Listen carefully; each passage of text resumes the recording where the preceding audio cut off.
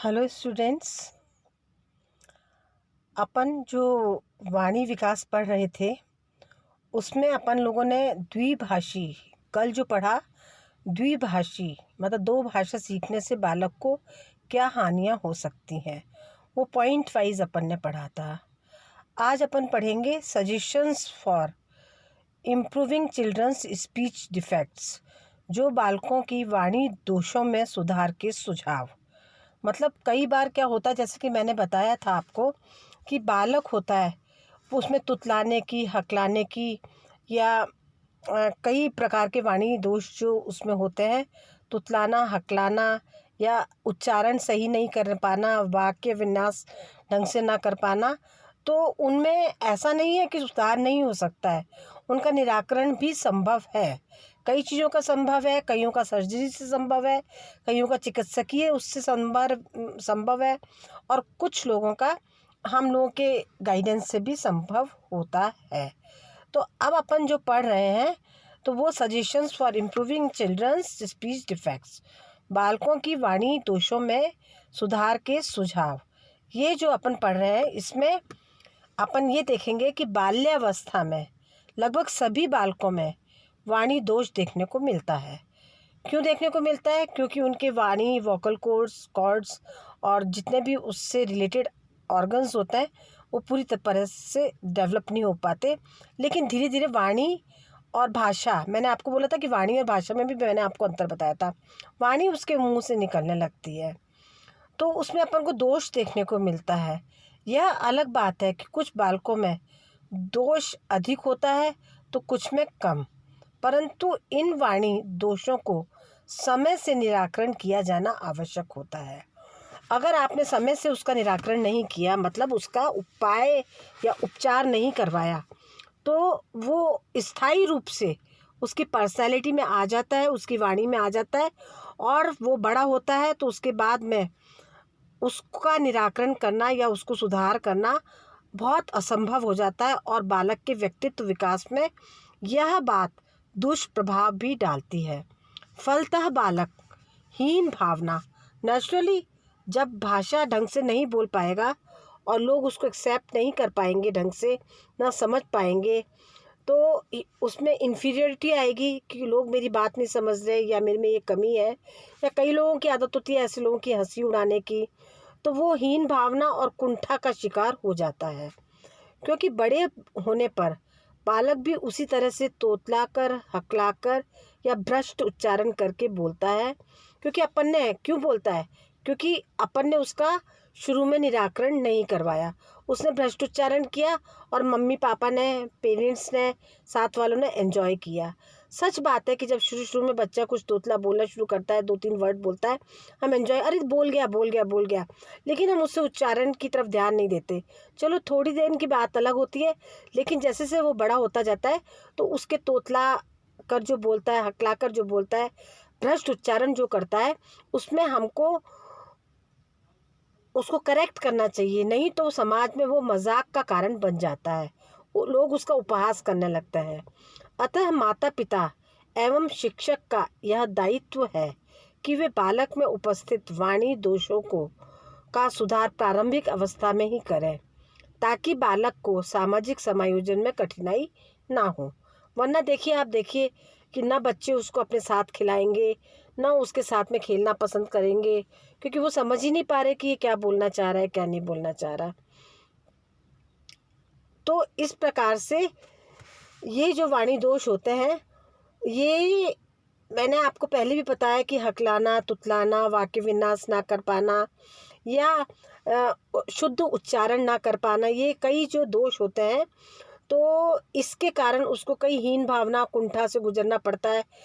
माँ बाप का गाइडेंस, पेरेंट्स का गाइडेंस, साथ वाले जो घर में रहने वालों का गाइडेंस, शिक्षक का गाइडेंस नहीं मिलता, तो वो वाणी दोष ताउम्र उसकी ज़िंदगी में बस जाते हैं, और वो उसके पर्सनैलिटी या व्यक्तित्व विकास के लिए सही नहीं होता है। तो वाणी दोषों में सुधार के कुछ नियम भी होते हैं और कुछ तरीके होते हैं। तो वाणी दोष में सुधार के कुछ प्रमुख सुझाव जो मैं आपको बता रही हूँ वो निम्नानुसार है। पहले नंबर पर अपन ये देखते हैं कि बालकों को प्रारंभ से ही शुद्ध शुद्ध उच्चारण करना सिखाना चाहिए। मतलब क्या होता है कि वो बालक कुछ बोल रहा है और हम उसको एंजॉय कर रहे हैं, अरे देखो बच्चे ने कैसे बोला, कितना प्यारा बोला, कितना अच्छा लग रहा है। ठीक है, अच्छा लगता है, प्यारा लगता है, बच्चे सभी प्यारे होते हैं और जब बोलना सीखते हैं, लेकिन उनके आने वाले भविष्य को ध्यान में रखते हुए बालकों को शुद्ध उच्चारण करना ही शुरू से सिखाना चाहिए, जिससे कि उसके व्यक्तित्व के अंदर शुद्ध उच्चारण करने की क्षमता बढ़ जाए और वो अशुद्ध उच्चारण ना कर पाए। पहली बात तो ये रही। अब दूसरे पर अपन आते हैं कि बालकों को अपने उम्र के साथी के साथ खेलने कूदने बातचीत करने का मौका देना चाहिए। कई पेरेंट्स जो होते हैं वो कहते हैं कि नहीं नहीं बाहर जाके क्या खेलोगे, चलो अंदर खेलो, गंदे होकर आ जाओगे, अभी ये है अभी वो है।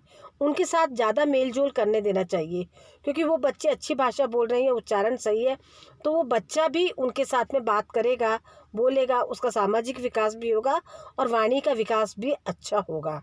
इससे बालक का भाषा सीखने का पर्याप्त अवसर भी मिलेगा और वह अपनी बात को खुलकर दूसरों को समक्ष व्यक्त कर सकता है और करेगा। क्यों क्यों कहे, क्योंकि वो अब लोगों के बीच में जा रहा है, बच्चों के भी अपने पीयर ग्रुप के बीच में जा रहा है और उनको समझ रहा है, पीयर ग्रुप भी उसको एक्सेप्ट कर रहा है। तो ये उसकी पर्सनैलिटी के लिए आगे और वाणी विकास के लिए बहुत ही अच्छा एक सुझाव है। दूसरे नंबर पर, यदि बालक तुतलाकर या हकलाकर बोलता है तो ऐसी भाषा बोलने के लिए प्रोत्साहित नहीं करना चाहिए, बिल्कुल प्रोत्साहित नहीं करना चाहिए।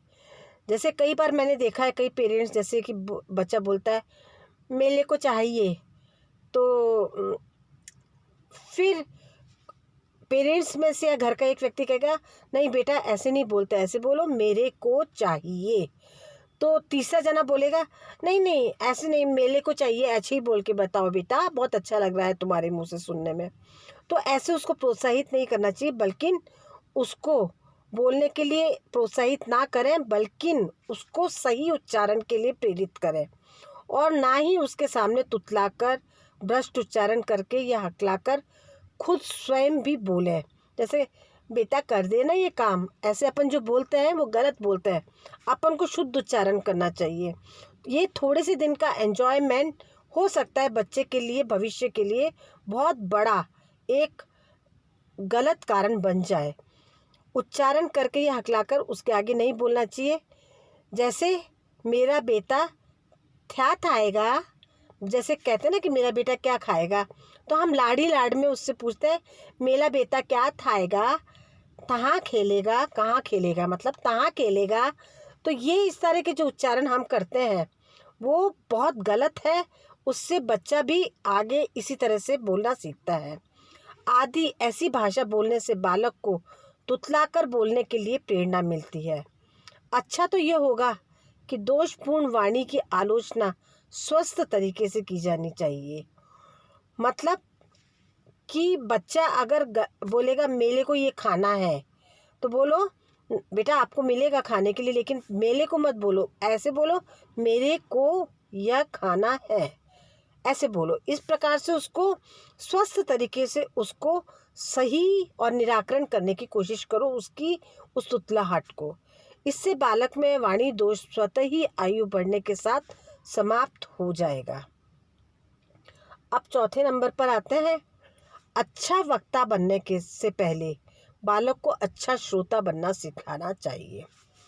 वक्ता तभी बन सकता जब वो सुनेगा, और जब सुनेगा तो उसको वाणी में कई प्रकार के शब्दों का प्रयोग करना आएगा, उनका प्रोनाउंसिएशन करना आएगा, उनका उच्चारण करना आएगा। तो जो सुनेगा तभी तो वो बोल पाएगा। इसलिए अच्छा वक्ता बनने से पहले उसको अच्छा श्रोता बनना सिखाना चाहिए। जैसे कोई बीच बीच में बोलता है तो अपन को कहना चाहिए पहले सुनो इनकी बात और फिर आप बोलो। आप पहले सुनो, पहले सुनने की आदत डालो बेटा, और फिर उसके बाद आप बोलो, आप ज़्यादा अच्छा बोल पाओगे। ये बच्चे के लिए नहीं, बड़ों के लिए भी है। इसके लिए उसे छोटी छोटी सुंदर एवं शिक्षाप्रद कहानियाँ सुनाना चाहिए। फिर इन कहानियों को बालक के मुख से सुनना चाहिए। उसे छोटी छोटी कविता पढ़ना एवं याद करना सिखाना चाहिए। ऐसा करने से बालक अच्छा श्रोता मतलब सुनने वाला व्यक्ति के साथ ही अच्छा वक्ता भी बन जाता है। अच्छा वक्ता क्योंकि वो पढ़ता है, सुनता है, लिखता है, कहानियाँ सुनता है, तो वो क्लियर उच्चारण और अच्छे उसमें सुनता है, तो उसका मनोबल बढ़ता है और वो वही चीज़ सीखता है और उसको पता लगता है कि कहाँ मैं गलती कर रहा हूँ, ये चीज़ ज़्यादा सही है, तो अच्छा वक्ता भी बन जाता है। फिर है 5th नंबर पे, बालकों को बोलने के लिए प्रेरित करना चाहिए। मतलब श्रोता बन गया, अब वक्ता बनने के लिए उसे प्रेरित करना चाहिए कि जाओ बेटा स्टेज पे बोलो, इनसे बोलो, कोई घर पे आए तो उससे मिलवाना चाहिए, उसे बोलना सिखाना चाहिए, नमस्ते बोलना है, उसे अच्छा व्याकरण का ज्ञान देना चाहिए, उसके सामने शब्दों को धीरे धीरे एवं स्पष्ट उच्चारण करना चाहिए। कई बार हम बहुत जल्दी जल्दी बोलते हैं तो बच्चा कंफ्यूज हो जाता है कि इन्होंने बोला क्या है, नहीं समझ पाता, तो धीरे धीरे स्पष्ट उच्चारण करना चाहिए। वाणी संबंधी अच्छे मॉडल प्रस्तुत करने चाहिए। यह मॉडल स्वयं माता पिता एवं शिक्षक हो सकते हैं, क्योंकि वो माता पिता और शिक्षकों के साथ में ज़्यादा रहता है या पारिवारिक सदस्यों के साथ ज़्यादा रहता है, तो वो खुद भी इसका मॉडल बन सकते हैं, वो क्योंकि वो अच्छे स्पष्ट उच्चारण करेंगे, शब्दों का धीरे धीरे उच्चारण करेंगे और बच्चों को स्वस्थ तरीके से उनके उच्चारण को सही करेंगे, तो वो एक तरह से बालक के लिए मॉडल का रूप बन जाता है, मॉडल बन जाते हैं और उनसे बालक सीखता है। नेक्स्ट है, बालकों को शुद्ध बोलने एवं लिखने के लिए प्रशिक्षण दिया जाना चाहिए। ऐसे कुछ भी कॉपीज़ वगैरह दे दीजिए, बोलने के लिए कहिए कि ये देखिए ये आपको बोल के और आज हमें सुनाना है, लिखने के लिए कुछ दीजिए, तो इसका घर पे प्रशिक्षण थोड़े से टाइम के लिए, जैसे 15-20 मिनट निकाले पेरेंट्स ने और बच्चे को लिखने के लिए कहा और कहा चलो आज गांधी जी पे बोलो, या चलो आज मम्मी पे बोलो, आज पापा पे बोलो, आज इस पे बोलो, आज तुम क्या स्कूल में सीख कर आए या आज तुमने क्या खेला, इस तरह से बोलने के और लिखने के लिए प्रशिक्षण दिया जाना चाहिए। उसे बार बार बोलने का अवसर दिया जाना चाहिए, उसकी बात को कभी अनसुनी नहीं करनी चाहिए, समय समय पर उसकी बात भी सुननी चाहिए, उससे बातचीत की जानी चाहिए और जो गलतियां बालक करता है उसका निराकरण करना चाहिए। ये मैं बार बार बता रही हूँ कि उसका निराकरण करना चाहिए, जबकि उसको प्रमोट नहीं करना चाहिए। जब वो बोल रहा है तोतला तो उसको प्रमोट नहीं करना चाहिए, बल्कि निराकरण करना चाहिए और स्वस्थ तरीके से करना चाहिए। यदि बालक भाषा या व्याकरण संबंधी त्रुटियां करता है और तुतलाकर या हकलाकर बोलता है तो तत्काल इसका निराकरण किया जाना चाहिए। ऐसा करने से बालक में वाणी संबंधी दोष दूर हो जाएगा। सही दिशा निर्देशों से एवं बार बार अभ्यास कराने से बालकों में शुद्ध बोलने की कला आ जाएगी, उसका वाणी विकास भी उत्तम तरीके से होगा। अब हमने देखिए स्टूडेंट्स, वाणी विकास का जो टॉपिक था और बहुत बड़ा टॉपिक था, जिसमें कई तरह की चीज़ें थी जो आपने पढ़ ली है। हम मानव विकास एवं पारिवारिक संबंध विषय जो आपका एक पेपर है पढ़ रहे हैं आज, उसमें वाणी विकास का जो टॉपिक है वो अब ख़त्म हो चुका है। अब इसका असाइनमेंट मैं आपको भेजूंगी, आप उसे पूर्ण करके मुझे भेजिए और कल से अपन नए टॉपिक पर आते हैं। Thank you.